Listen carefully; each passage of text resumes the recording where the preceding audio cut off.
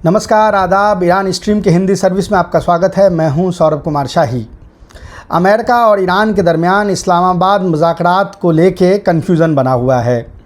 अभी तक ये समझ में नहीं आ रहा कि बातचीत आज होगी या नहीं होगी। बातचीत शुरुआत आज शाम में होनी है, नहीं होनी है। लेकिन साथ में एक और भी बड़ा मामला है। आज अगर सीज़ फायर को देखें, जंगबंदी के मियाद को देखें, तो आज की रात वो जंगबंदी के मियाद जो है ख़त्म हो रही है। क्या जंगबंदी एक्सटेंड होगा? एक्सटेंड नहीं होता है तो क्या एक दूसरे पे हमला करना शुरू करेंगे ईरान, अमेरिका और इजराइल? यानी एक टोटल कन्फ्यूज़न बना हुआ है। बातचीत, अच्छा, इसके दो पहलू हैं। ऐसा भी हो सकता है कि बातचीत आज ना शुरू हो और दोनों पार्टी अपने अपने स्टैंड पे बने रहें, पर यह हो सकता है कि सीज़ फायर, जंगबंदी के मियाद जो है वो आगे कर दी जाए। यानी कई परम्यूटेशंस, कम्बिनेशंस आपको यहाँ पे नज़र आएंगे जो देख आप सकते हैं। लेकिन बात ये है कि अगर ये सीज़ फायर आगे एक्सटेंड हो भी जाती है तो ऐसी क्या सिचुएशन बनेगी जिसमें कि ये दूसरे राउंड की मुज़ाकरात हो। कल बहुत क्लियर हो गया इस बात से कि भाई ईरान ने ये कह दिया है कि जब तक ये ब्लॉकेड लगा रहेगा तब तक हम ये मुज़ाकरात नहीं करेंगे। लेकिन उसमें एक, जिसको आप कह सकते हैं, गुंजाइश वहाँ बनी हुई है ऑप्शंस की। ऑप्शंस क्या है? ऑप्शंस ये है कि अमेरिका ये कह दे कि भाई हम इसको सस्पेंड कर देते हैं जब तक बातचीत हो रही है, या जब तक फाइनल डील नहीं हो जाता हम इसको इन अबायंस रखेंगे। यानी डिप्लोमेसी में बहुत ऐसे टूल्स और लैंग्वेज होती हैं जिससे कि ये यानी अगर कोई रास्ता निकालना चाहे तो निकाल सकते हैं। अब मसला ये है कि डोनाल्ड ट्रंप की हार हो रही है और वो बहुत बुरी तरह तिलमिलाए हुए हैं। तिलमिलाए इसलिए भी हैं क्योंकि उनका जो प्रेशर टैक्टिक है, जो दूसरे ममालिक पे पास्ट में वर्क करता रहा है, एक्सेप्ट चाइना के अलावा जो वो प्रेशर टैक्टिक दूसरों पे वर्क करता रहा है, वो यहाँ बिल्कुल भी काम नहीं कर रहा है। पहले झगड़ा करके उन्होंने देखा, हमला करके देखा, उससे उनको लगा कि वो अपने गोल्स अचीव कर लेंगे। अब वो अचीव नहीं हुए तो अब उनकी कोशिश ये है कि जो गोल्स युद्ध के मैदानी जंग में जो अचीव नहीं हुआ उसको डिप्लोमेसी के टेबल पे, यानी वहाँ जो शतरंज की बिसात बिछी हुई है वहाँ पे कहीं ना कहीं उसको स्कोर कर लें। और ये बात ईरान बिल्कुल समझता है। ईरान की अगर आप नेगोशिएशन टीम देखें तो सारे मजे हुए लोग हैं, सब अपने अपने फील्ड के मास्टर हैं। सबकी डिग्री जो देख लें, कोई पीएचडी है, कोई मतलब बेयर मिनिमम जो है उसने मास्टर्स की डिग्री कर रखी है, पोस्ट ग्रेजुएट की डिग्री कर रखी है, वरना एमफिल और पीएचडी और डीलिट और इस तरह के क्वालिफ़िकेशन जो आपको नज़र आएंगी। तो ये वो लोग नहीं हैं जिनको कि आप आसानी से बरगला सकते हैं। दूसरी तरफ अगर आप अमेरिकी टीम को देखें तो जैरेड कुशनर हों, स्टीव विटकॉफ हों, ये लोग बेसिकली कम पढ़े लिखे, कम अक्ल लोग हैं।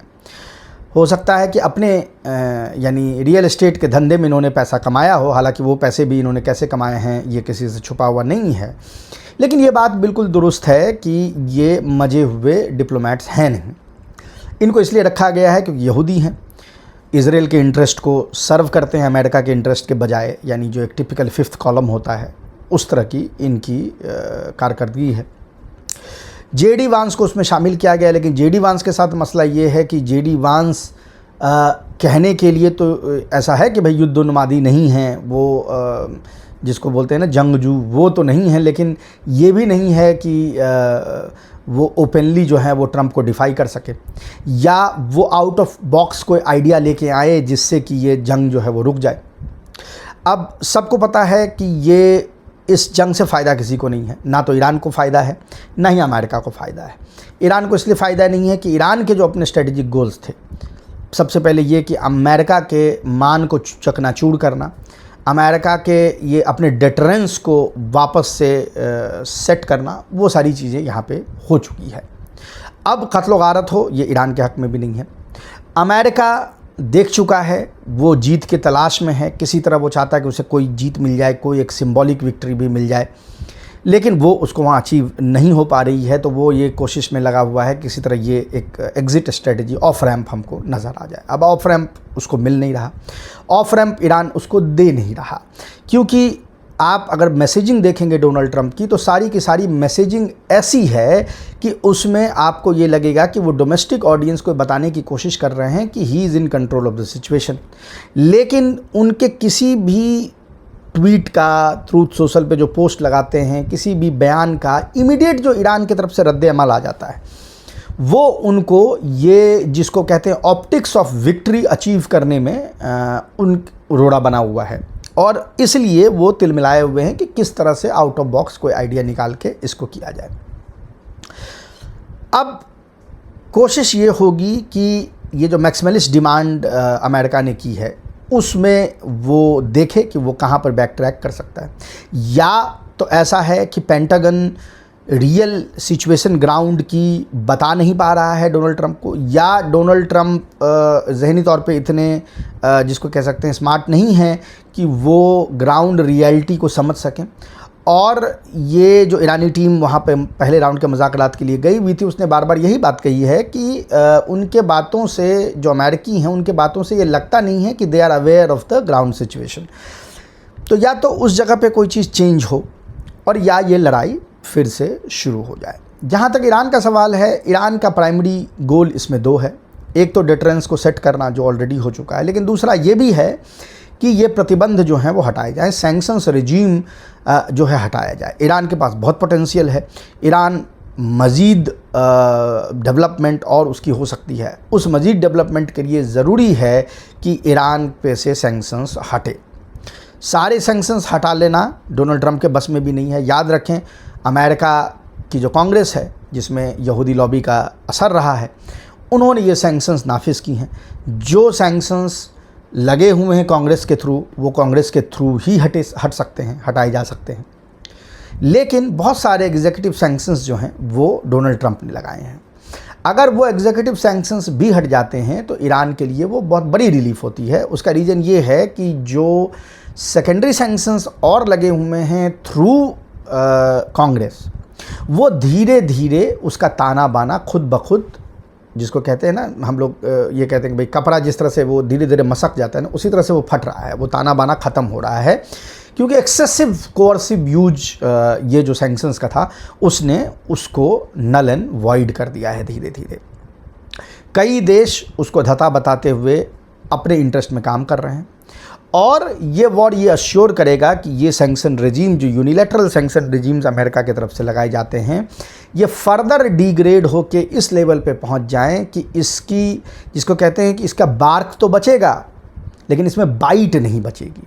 यानी अमेरिका इसको इस्तेमाल तो करता जाएगा। याद रखें, कोई भी डिक्लाइनिंग पावर जो होती है, वो उसका पावर जितना डिक्लाइन होता है, उतना ज़्यादा वो हार्ड पावर को यूज़ करता है अपने डिक्लाइनिंग फॉर्च्यून्स को प्रॉप अप करने के लिए।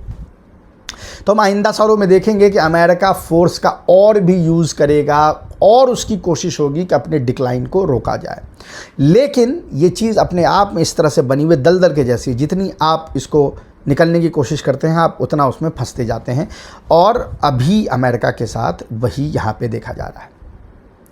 अमेरिका के लिए भी ये बातचीत बहुत इम्पॉर्टेंट है कि यहाँ से निकले, मिडिल ईस्ट के लड़ाई से अपने आप को एक्सट्रिकेट करे। ये सारे वादे जो उसने किए थे डोनाल्ड ट्रंप ने, वो करे और अपने आप को रीबिल्ड करने पे फोकस करे। अमेरिका का डिक्लाइन तभी रुक सकता है, रिवर्स नहीं हो सकता। ये एक नियति है, लेकिन कम से कम आप उसको स्लो कर सकते हैं। आप अपने you are passing into oblivion, वो जो चीज़ है उस पे कम से कम एक ब्रेक आप लगा सकते हैं कुछ दिनों के लिए। ये ऑप्शन अमेरिका के पास है। अमेरिका ये ऑप्शन लेगा नहीं लेगा, ये आज रात से कल सुबह तक आपको पता चल जाएगा। लेकिन ये भी समझना ज़रूरी है कि डोनाल्ड ट्रंप की स्थिति अपने देश के अंदर भी अनटेनेबल हो गई है। Series of articles, series of सर्वे जो पिछले 2-3 दिनों से अभी आ रही हैं, वो इशारा कर रही है कि वहाँ की आवाम फेडअप हो चुकी है डोनाल्ड ट्रंप से, फेडअप हो चुकी है रिपब्लिकन पार्टी से, और डोनाल्ड ट्रंप के लिए सपोर्ट सिर्फ़ और सिर्फ अब उनके जो कारकुन हैं, उनके जो जियाले हैं, उनके बीच बच गया। अगर आप जियालों से बाहर, कारकुन से बाहर आप चले जाएं, तो आपको सपोर्ट बेस डोनाल्ड ट्रंप का नज़र नहीं आएगा। एक ज़माने में जो इंडिपेंडेंट वोटर बड़ी तादाद में उनके लिए वोट करते थे, वो सपोर्ट कम्प्लीटली मेल्ट हो गया है। सबसे बड़ी बात यह है कि इकॉनमी के इशू को लेके जहाँ पर भी उनको सबसे ज़्यादा फटकार पड़ रही है, उससे भी ज़्यादा फटकार पड़ रही है ईरान वॉर को लेके। कल एक NBC के सर्वे में जो मुझे सबसे इंटरेस्टिंग भी कह सकते हैं, सरप्राइजिंग भी कह सकते हैं चीज़ नज़र आई कि वो परसेंटेज ऑफ अमेरिकन्स और स्पेशली वो परसेंटेज ऑफ रिपब्लिकन्स जो डोनाल्ड ट्रंप के इकोनॉमिक पॉलिसी से नाराज़ हैं या नाखुश हैं, उससे ज़्यादा तादाद उन अमेरिकन्स की, उससे ज़्यादा फ़ीसद अमेरिकन इंक्लूडिंग रिपब्लिकन पार्टी के वोटर्स इस बात से नाराज़ हैं कि डोनाल्ड ट्रंप ने ईरान पे हमला किया है। यानी Iran war is more unpopular in America than the performance of Trump administration on the economic front. तो आप इससे समझ सकते हैं कि कितनी तमाम कोशिशों, प्रोपेगेंडा, इसके बावजूद भी ये वॉर जो है वो पॉपुलर नहीं है। इसीलिए एग्ज़िट डोनाल्ड ट्रंप को भी चाहिए। याद रखें, अप्रैल का महीना ख़त्म हुआ चाहता है ऑलमोस्ट। नवंबर में मध्यावधि चुनाव हैं, उससे पहले के 2 महीनों में प्राइमरीज़ होनी होगी। वो प्राइमरीज़ जब होंगी उससे पहले यानी रिपब्लिकन पार्टी को सिचुएशन स्टेबलाइज़ करना होगा। नवंबर से 2 महीने पहले का मतलब है सितंबर, यानी डोनाल्ड ट्रंप के पास बेसिकली 4 से 4.5 महीने बचे हैं थिंग्स को स्टेबलाइज़ करने को। अगर थिंग्स स्टेबलाइज़ नहीं होती है तो याद रखें, हाउस तो पलटेगा ही, सीनेट भी पलट सकता है। और सीनेट डेमोक्रेट्स ने ये वार्न कर दिया है कि जैसे ही सीनेट में मेजॉरिटी पलटेगी, वो इम्पीचमेंट मोशंस सबपीना करना शुरू करेंगे। ना सिर्फ डोनाल्ड ट्रंप को, बट उन तमाम लोगों को, एडमिनिस्ट्रेशन के, पीट हेगसेथ को, मार्को रूबियो को, इन तमाम लोगों को सबमीना करना शुरू करेंगे कि वो आएँ और जिस तरीके से उन्होंने ये वॉर इनिशिएट किया है प्रॉफिट के लिए, यहूदी लॉबी के प्रेशर में आके, उन सब का जवाब उनको देना पड़ेगा। डोनाल्ड ट्रंप चाहेंगे कि ये सिचुएशन ना आए। इसी पे आगे की बातचीत टिकी हुई है। अब देखना है कि ये बातचीत होती है, इससे कुछ निकल के आता है, या we are back to square one. अभी के लिए इतना ही। हम आपसे फिर मिलेंगे, तब तक के लिए नमस्कार।